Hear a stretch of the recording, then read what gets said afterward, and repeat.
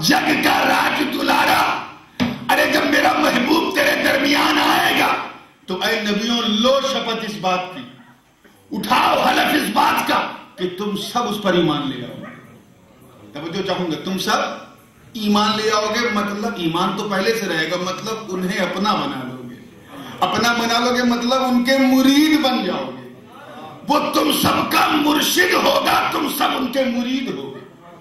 حضرت آدم صفی اللہ نے شپت لی، حضرت نوح نجی اللہ نے شپت لی، حضرت ابراہیم خلیل اللہ نے شپت لی، حضرت داؤد خلیفت اللہ نے شپت لی، حضرت اسماعیل ذبیح اللہ نے شپت لی، حضرت موسیٰ کلیم اللہ نے شپت لی، حضرت عیسیٰ روح اللہ نے شپت لی۔ امام قسطلانی فرماتے ہیں کہ حضور کی حدیث ہے کہ جس وقت یہ شپت گرہن سماروہ، یہ حلف برداری ہو رہی تھی، اچانک عرش پر ایک نور چمکا۔ کیا چمکا؟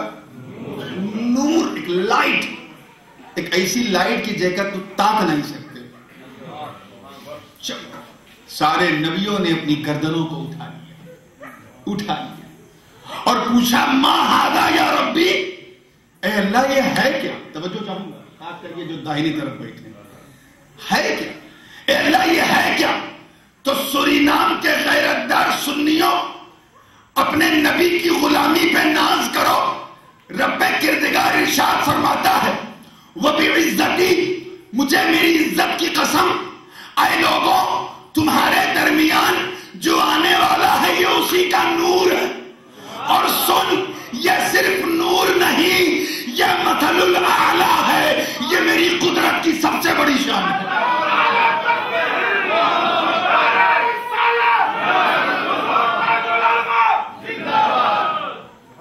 شان کا حال یہ کہ ان کا روح والشمس میری قدرت کی شان، ان کی زلف واللیل میری قدرت کی شان، ان کی مازاغ البصر نظریں میری قدرت کی شان، ان کے رجلین میری قدرت کی شان، ان کے یدین میری قدرت کی شان، ان کا پورا پیکرے جمیل میری قدرت کی شان۔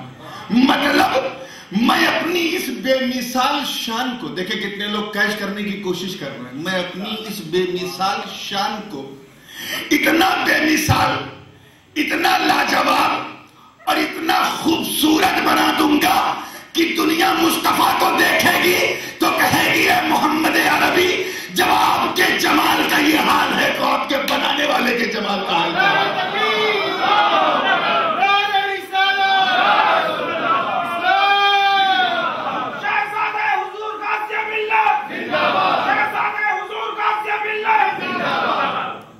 اب ایک شان اور دیکھ لو، وہاں تو سارے نبیوں نے جیسے ہی دیکھا اس نور کو دیکھا اور اللہ نے کہا یہ میری قدرت کی سب سے بڑی شان ہے، تو یہاں تو کہا کہ سارے نبی لوگ سب اپنا سرا جھکا دیے، ادب میں جھکا لیا، کس میں؟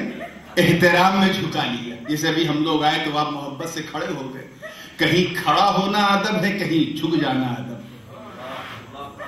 بس بیٹھنا صحیح ہے، ایٹھنا صحیح نہیں، بیٹھے رہو لیکن ایٹھے نہ رہو، ایسے سبحان اللہ وغیرہ کہتے رہو تاکہ ماحول بالکل گرم رہے، ویسے موسم ہوا گرم ہے، اور کاہے نہیں ہوئے جب ان کا کرم ہوتے تو موسم ہوا گرم ہوتے۔ اب جب مسکرا کے تھوڑا ریلیکس ہوئے ہیں اور گرمی کو بھولے ہیں تو ایک اور شان سنو، وہاں تو گردن سب نے جھکا دی، شان کو دیکھا تو جھکا دی۔ ایک چیز میں آپ کو یہ بتاتا چلوں کہ نبی جو ہے وہ اللہ کی قدرت کی شان ہوتا ہے، اور اس انداز سے ہوتا ہے کہ اس سے صادر ہونے والا، یعنی نبی جو معجزہ دکھاتا ہے، جیسے حضرت موسیٰ نے پتھر پہ ڈنڈا مارا تو 12 چشمے جاری ہو گئے، دھارا جاری ہو گئی، یہ ان کا معجزہ۔ حضرت عیسیٰ نے مردے سے کہا قم بإذن اللہ، تو مردوا کھڑا ہو گیا، یہ حضرت عیسیٰ کا معجزہ ہے، میرا کل ہے۔ ایسے ہی تمام نبیین کے معجزات ہیں، ہمارے نبی کے تو معجزے اتنے ہیں کہ لکھت انگلی درد کری ہے لیکن معجزہ ختم نہیں۔ تو یہ معجزہ ہے کیا؟ یہ معجزہ جو ہے یہ اللہ کی قدرت کی شان ہے، یعنی دل یہ سوچتا ہے کہ جب نبی کا یہ معجزہ ہے تو جس نبی کو خدا نے بنایا ہے اس کی شان کیا ہوگا۔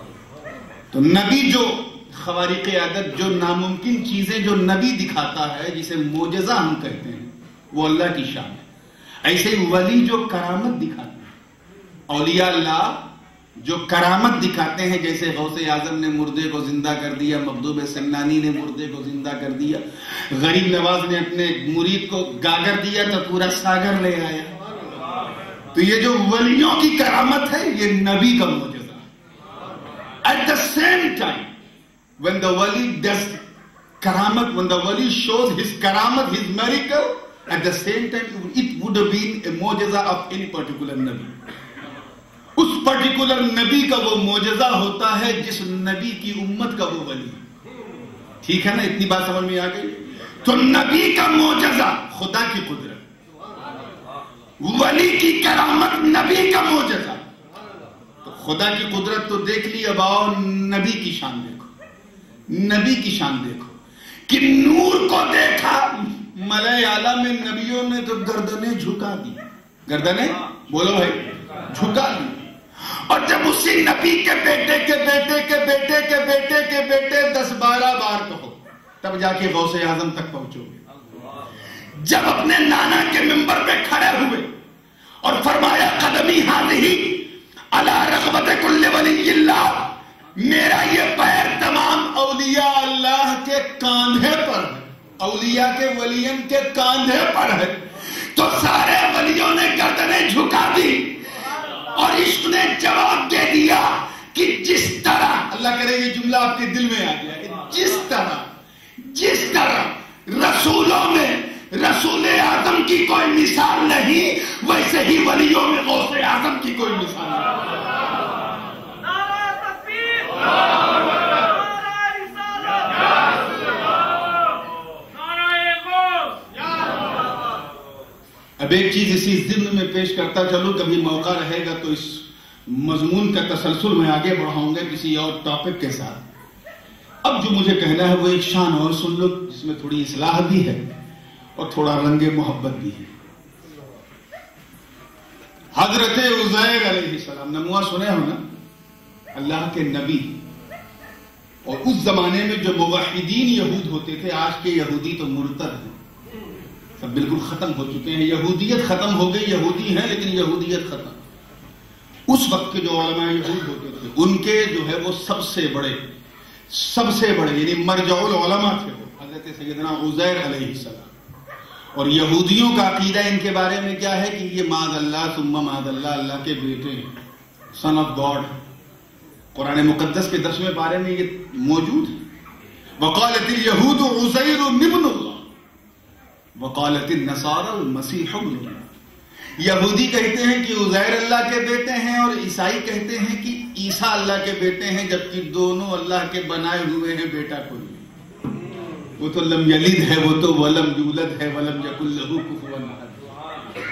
دونوں اللہ کی کتاب پڑھ رہے ہیں، مگر ان کے ماننے والے اللہ کا بیٹا تصور کرتے ہیں۔ کیوں کرتے ہیں؟ اس کے پیچھے ایک واقعہ ہے، بس وہ واقعہ بیان کر دوں۔ قرآن مقدس کا 3 پارہ، او کالذی مر علی قریۃ وہی خاویۃ علی عروشها قال انا یحیی هذه اللہ بعد موتها الی آخر الآیہ۔ مختصر یہ ہے کہ ایک اجڑے قبرستان میں، ویسے بھی جب کوئی قبرستان جات ہے تو دل دھک دھکائے لگتا ہے، ہوتا ہے کہ نہیں؟ اور بڑھون کا اٹھ کے دیکھو، آج ہم تورے اوپر ہیں، کل تورے اندر رہی گے۔ مگر زیارت قبور بہت بڑی نعمت ہے، جانا چاہیے تاکہ اللہ کا خوف دل میں بیٹھے، ٹھیک ہے نا؟ حضرت عزیر علیہ السلام اپنی بستی کی ایک اجڑے ہوئے قبرستان سے گزر رہے تھے۔ ایک قبر پہ پیر پڑا تو دیکھیں گڈھا، کہیں یا اللہ، بالکل اجڑی ہوئی بوسیدہ قبریں تھی۔ دوسری قبر پہ پیر پڑا تو دیکھا ہوگا تختوے جو ہے نکلا ہوا ہے، ایک دم جیسے کنواں۔ ایسے تیسری قبر پہ پیر پڑا تو دیکھا کہ ایک دم جھرائی گئی ہے، کچھ ہے ہی نہیں۔ اچانک ایک قبر کو دیکھا تو دیکھا ہڈی خالی ہے، وہ بھی ایک دم جھرانی ہڈی، نہ میں گوشت ہے، نہ میں کھال ہے، نہ میں پوسٹ ہے۔